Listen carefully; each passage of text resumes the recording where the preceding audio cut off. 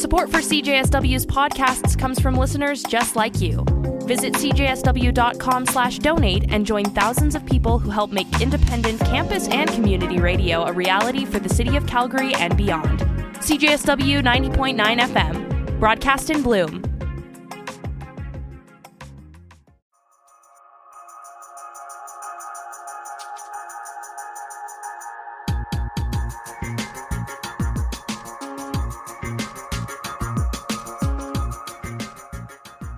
Welcome back to Hearsay, a joint project between Pro Bono Students Canada, University of Calgary Chapter, and CJSW 90.9 FM, where University of Calgary law students discuss a variety of legal topics with a variety of professionals in the field. My name is Emily, and today's episode is a continuation of last month's podcast, where Amanda and I interviewed Justice Paul Jeffrey to explore the court systems in Alberta and Canada. For those of you just joining us, Justice Paul Jeffrey was appointed to the Court of King's Bench of Alberta in 2009 and has been serving ever since. He has also been appointed to the Supreme Court of the Northwest Territories and to the Nunavut Court of Justice. Before his appointment, his legal practice concentrated in the energy and environment sectors, advocating for clients before tribunals and their reviewing courts. We'd like to emphasize that the information you hear today is legal information and not legal advice, as we are law students and not lawyers. This podcast is purely for informational purposes, and if you do require legal advice, please consult a lawyer. Additionally, in the spirit of reconciliation, we would first like to acknowledge that Hearsay is recorded on Treaty 7 territory. We acknowledge that Treaty 7 territory is the traditional and ancestral territory of the Blackfoot Confederacy, consisting of the Kainai, Piikani, and Siksika, as well as the Tsuut'ina Nation and Stoney Nakoda First Nation. We acknowledge that this territory is home to the Métis Nation of Alberta Region 3 within the historical Northwest Métis homeland. We acknowledge the many First Nations, Métis, and Inuit who have lived in and cared for these lands for generations. We are grateful for the traditional knowledge keepers and elders who are still with us today and those who have gone before us. We make this acknowledgement as an act of gratitude to those whose territory we reside on or are visiting.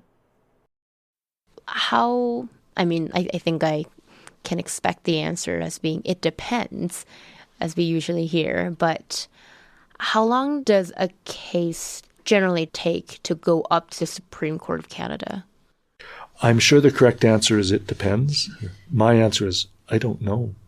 I would be surprised if the Supreme Court of Canada does not have in its constating statute a time limit within which you must apply for leave or submit your appeal if you're appealing as of right. So I've said that phrase a few times.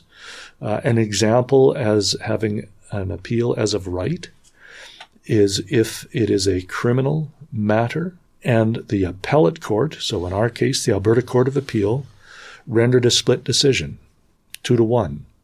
So where there is a dissent, the party that lost can appeal as of right to the Supreme Court of Canada.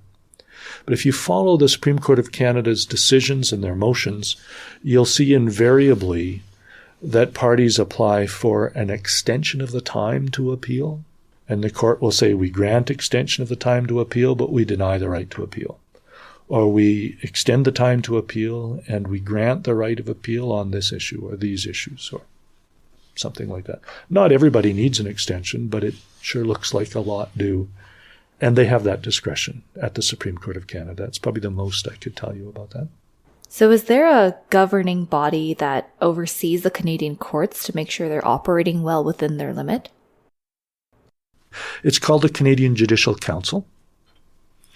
And that is a body comprised of the chief justices of every court, every jurisdiction in the country, superior jurisdiction in the country, and the appellate courts, and any associate chief justices of those courts. And so I think in total it's roughly 41 people. So these are the top judges usually in the country, certainly from an administrative perspective, but they don't get that role if they don't have something on the ball in terms of their acumen as judges. They do a number of things, but one of them is they hear complaints from lawyers, from litigants against judges. And they convene their own process when they feel it's warranted and have the ability to recommend to Parliament a consequence. So our appointments as judges of courts of superior jurisdiction are made by the Government of Canada, most often the Minister of Justice. For one of those Associate Chief Justice or Chief Justice positions, it is the Prime Minister who has that right to make that appointment. And so they are made by order in council to take effect, in other words, an act of Parliament. And to remove someone as a judge also takes an act of Parliament. But the range of recommendations or consequences can go beyond just removal from office, particularly during the process in which the complaint is being considered. Most often, the judge will be taken off active sitting duty. And to my knowledge, not ever in our history has Parliament taken the step of removing a judge from office. That's not to say the process doesn't work. What happens most often when it comes to that extraordinary recommendation, and since I started sitting in 2009, I can think of more than a handful of cases where it has been that recommended. The judge chooses to resign rather than have an act of Parliament removing you from office or being the first in history. Yeah. So there is that process for relief. Of course, if someone doesn't like a decision we've made, that's not a matter of complaint to the Canadian Judicial Council. That's a matter of an appeal. You can say the judge didn't proceed fairly. The judge didn't let me finish my argument. The judge didn't, whatever the concern is, the judge was wrong in the law. And I happen to know the judge worked 25 years in front of the National Energy Board and knows nothing about whatever it is. And so they can appeal on the merits to the Court of Appeal. And if we erred in law, the decision will be reversed. The Court of Appeal has the jurisdiction to replace the decision with their own correct decision. If we have made an error of fact, the error must be most often palpable and overriding, is the phrase in the case law. And so the courts of appeal give a little more deference on our findings of fact than our conclusions of law, largely on the basis that we were the ones that heard the witnesses firsthand. We were the ones that had the opportunity to assess the demeanor. There are things that don't pop out of a transcript of the trial. The Court of Appeal will read all the transcripts. They have the opportunity to listen, but they don't have the opportunity to see the downcast face, the furtive glances, the looking over to someone in the gallery, maybe for coaching, or there are all kinds of different things that happen. Uncomfortable pauses. If you read a transcript, you can't tell if there was a 30-second pause. And if you have an interest in practicing law and you're in a court and that happens, sometimes it's very helpful to just state what is obvious in the room on the record so the transcript records it. You're cross-examining someone and you say, "Now I noticed, sir, there's a very long pause between my question and your answer." Because it's not obvious for the appeal court. So if the Canadian Judicial Council is made up of judges and the council receives complaints and then decides what to do with those complaints, wouldn't someone be concerned with, if the judges are evaluating the demeanors or the conduct of other judges? It's just a big club. We look after ourselves. That's what you're wondering? Yeah. Yeah, no. In fact, it's my observation that we're hardest on each other. I have no doubt about that. And judges in Canada try so very hard to do it right, to be fair. We would covet the rest of the story that the lawyers aren't telling us. We'd like to know everything. But the lawyers are careful to present to us the things which can be admissible in court, which are reliable, which aren't maybe prone to mislead. And so on the basis of what's in front of us, we try very hard, very conscientiously to make the right decision. And we know just how much is riding on it for the parties. And so these 41 or so people at the Canadian Judicial Council have been doing that for a long time themselves, before they got to their position. And they feel like someone sort of let down the side. If the things in the complaint are true, we want to, sanction that. So if our listeners are interested in learning more about how the courts work, what resources do you recommend for them? Our courts are on the public record. Our courts are available to the public in 99.9% of the occasions. The first and greatest thing you could do is come down to the courthouse and watch. There's a range of things happening in provincial court and the Court of Queen's Bench every day of the week, every week of the year, except maybe Christmas. The Court of Appeal is also equally available. They have more limited, it's not every day of the week, but they will convene appeal hearings in groups of a week at a time, sometimes two, and those are open to the public. So that's the first thing you should do.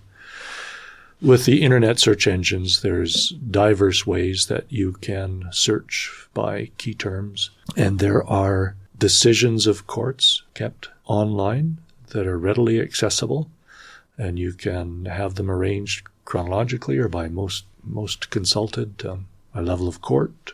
Lots of ways you can do it. There's also a trade press, lawyers' publications, legal beat writers with most of the major media networks, print media and broadcast media.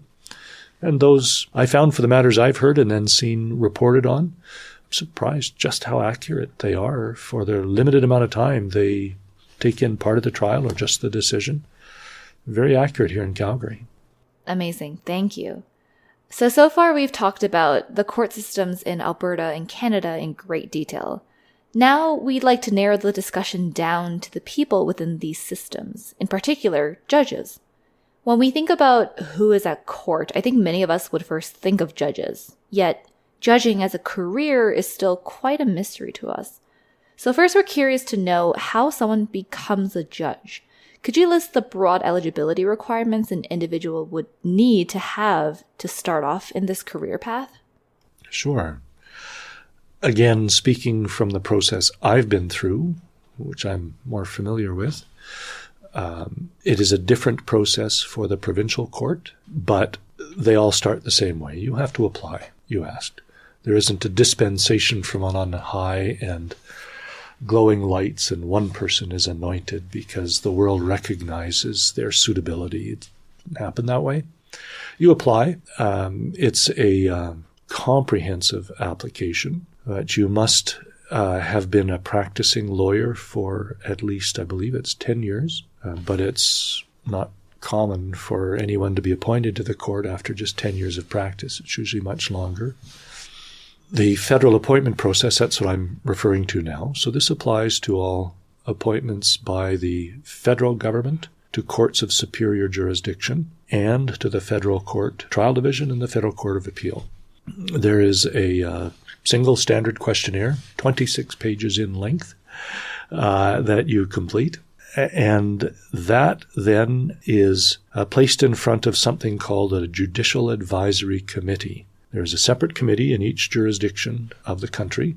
It is comprised of the Chief Justice of that jurisdiction, or in Alberta's case, her appointee, so a judge, that the Chief Justice of the province appoints, and practitioners, usually someone from the Law Society, a bencher perhaps, members of the public. So there's a committee that reviews these applications, contacts the first listed references, the first 6, I think it is, and anyone else they want to consult about it. It's all very confidential. They come to the conclusion either recommended or not recommended. Those are the two possibilities. They provide that determination to the Minister of Justice. Those who are recommended are available to the Minister of Justice to appoint or not, as he or she sees fit. Those who are not recommended aren't available to the Minister of Justice to appoint. The applicant does not know any of the discussions at the Judicial Advisory Committee and does not know the outcome. All applicants receive a letter after the Judicial Advisory Committee has made its determination, recommended or not recommended, and the letter says roughly, my paraphrase, thank you for applying. Your application has now been considered by the Judicial Advisory Committee. You are at liberty to apply again if you are not appointed, but not within the next 2 years. So if you don't get appointed, you don't know if you were recommended and the Minister of Justice chose other people, not you, or you were not recommended. You don't know. But that is the process. So it's 2 steps. And that first step really is the check against just political appointments, friends of a party, because whatever appointing individual, usually a Minister of Justice with that authority to appoint, whatever may be the rationale they'd like to use, they only have available to them a pool of candidates who have been found recommended, suitable, by peers, by the participation on the committee of lawyers, by the participation and chairing by a judge in the country, usually a judge of the Court of Appeal, sometimes the Chief Justice of the jurisdiction. And so citizens of the country, I think, can be confident that the political side is out of it. And so maybe when it gets to the minister's desk, maybe they choose one over another on political reasons, but they're still going to be as good a judge as anyone else that made it through that first process. I think that's the rationale behind it. You're listening to the Hearsay podcast on CJSW 90.9 FM. Then focusing on you and your story, how and why did you become a judge? Suddenly very personal. Well, if truth be told, I had an interest in it before I went to law school. It was one of the things that I thought would just be a really interesting job. And I articled at one of the courts of the province and was exposed to the work of the judiciary. I did some work for both the court I sit on now and for the Court of Appeal. And it was my observation that the judges on the court I now sit on had a happier life, kind of. And I think some of it, this is just my opinion. I mean, the decisions at the Court of Appeal are that much weightier. For all of us, they are, but there's more pressure, I think, on them, and they don't decide on their own. They deliberate together with each other, and these are very bright minds who may see things differently. And I think it's not always pleasant. You're always arguing with your colleagues, and there's a small number of them. And so maybe that's part of it.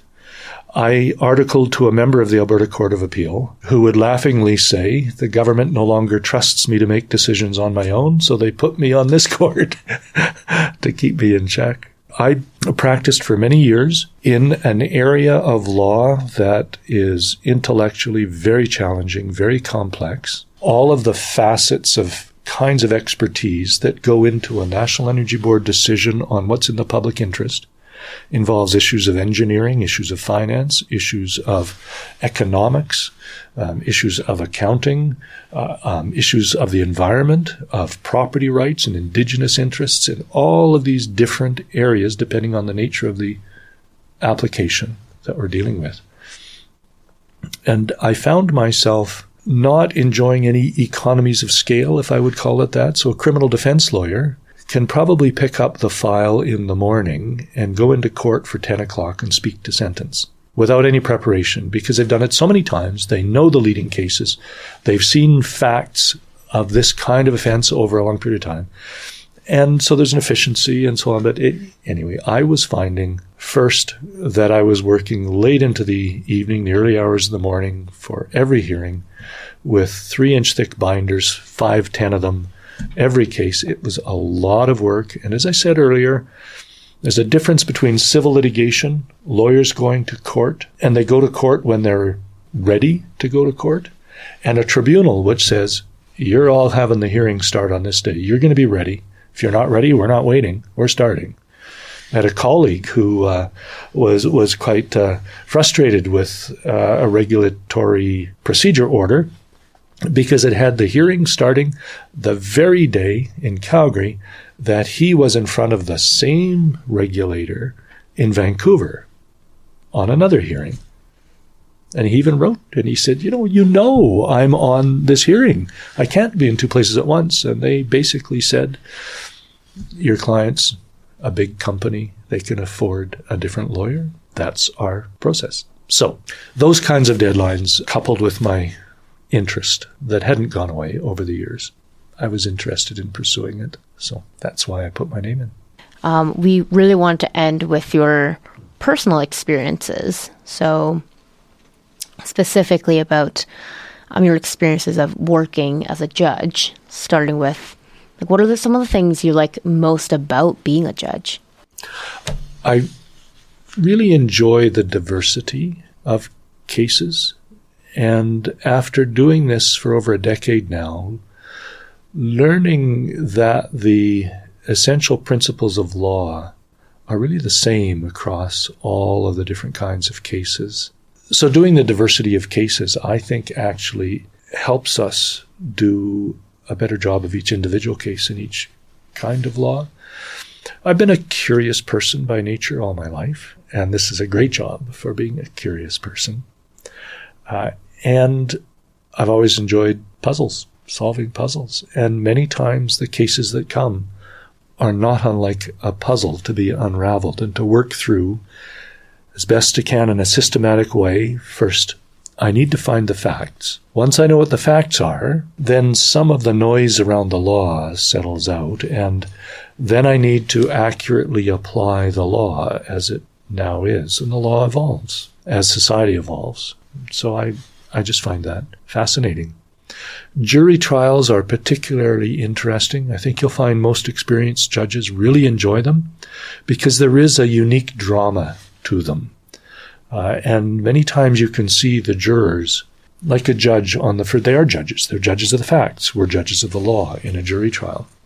And the jurors will be sort of, if this is a fair phrase, pie-eyed, wide open, eyes wide open, and interested and not sure what to think, and to see how they react to different behaviors of counsel, to different witnesses, and to see how their demeanor changes if it's a longer trial. So I've had a jury trial 6 weeks long, and by the third week, the jury now know each other very well, and they're chummy, and it's just a different kind of experience. And trying to anticipate what their verdict might be. And I'll tell you, sometimes I'm grateful that I don't have to make that decision. It's a very difficult decision for jurors. They have to be unanimous, and it is a great service that people do. Sometimes the things they see and hear, like us every day, stay with you. They're things you wish you never had to hear and experience. Some of the unseemlier sides of society. And for a juror to be exposed to that, it's very abrupt, and they may not have the personality that would apply to say, I'd like to be a judge. They're selected at random from society, and then from a group of that society that's come in response to a summons for possible jury duty. And it can be very hard for those people. We do offer, the Alberta government offers some counseling assistance too for people that have had to experience very relived traumas. And while on that thread, what do you think are some of your biggest challenges? To be candid, it is assessing credibility. It is still the hardest thing to do. And there's a great body of applied social psychology out there where academics have studied abilities to assess veracity. Boy, I'm going back to my first year where I heard one of them present to me in a session of judges. The ability of the average person on the street to know if someone is lying to them or not is roughly about 50%. In other words, there's no ability to do it. People like lawyers and policemen and judges have this self-perception that we can do it better than the average person. And the statistics don't bear that out. The most interesting thing to me was the demographic that these studies found most able to assess whether someone is telling the truth or not. It's sociopaths. So there's something about the two sides of the brain, I think, that enables some people to not fall prey to what might mislead us. The most reliable way for us to determine credibility is not by looking at how a person presents the evidence. There can be cultural explanations for, say, some cultures don't look people in the eye if they're a person in authority. And traditionally, we might infer from that they're hiding something. They won't look me in the eye when they're saying that, and it's not reliable. It's not accurate. The most reliable way of assessing credibility is by comparing their evidence to their own evidence, first of all. If there are inconsistencies, is there a reasonable explanation for the inconsistency? There could be. Is it, they've been testifying for 3 days and maybe they're not remembering what story they wanted to. So is it internally consistent? Secondly, with other evidence in the trial from other sources. It could be documentary evidence. It could be testimonial evidence.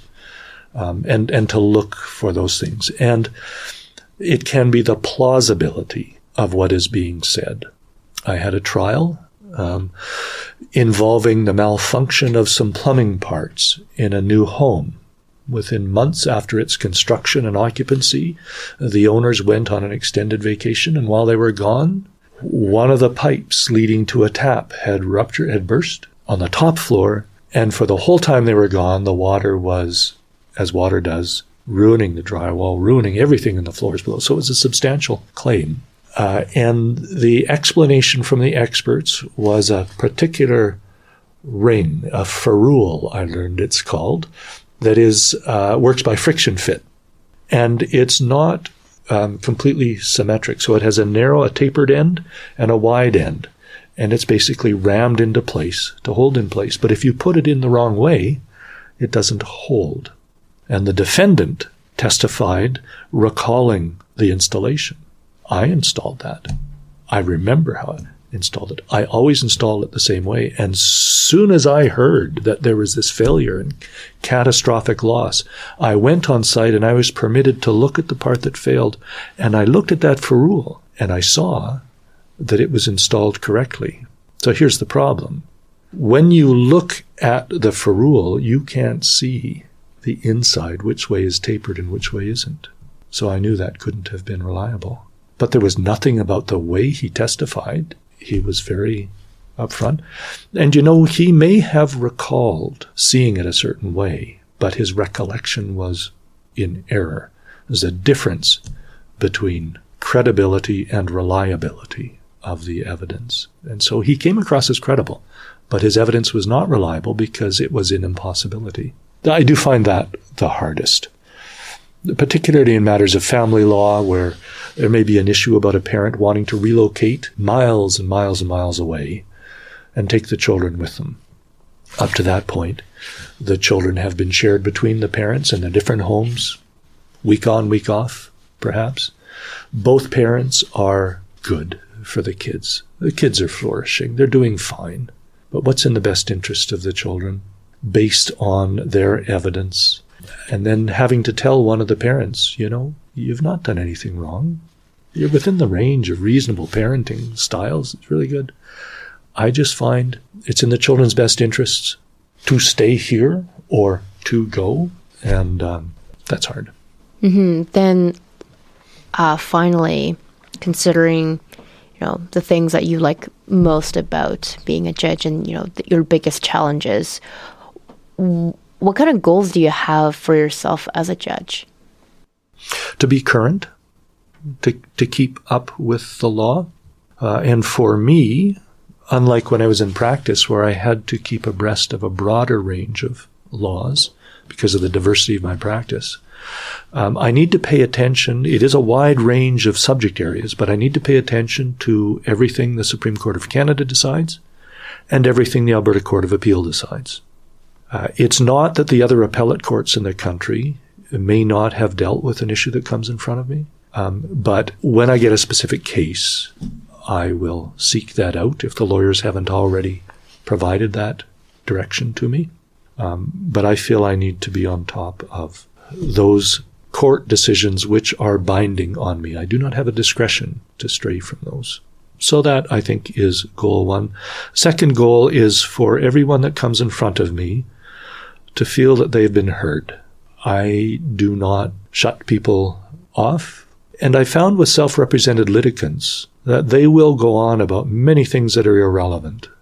And I know from some of my colleagues, they get a bit impatient with that and frustrated with that. Understandably so.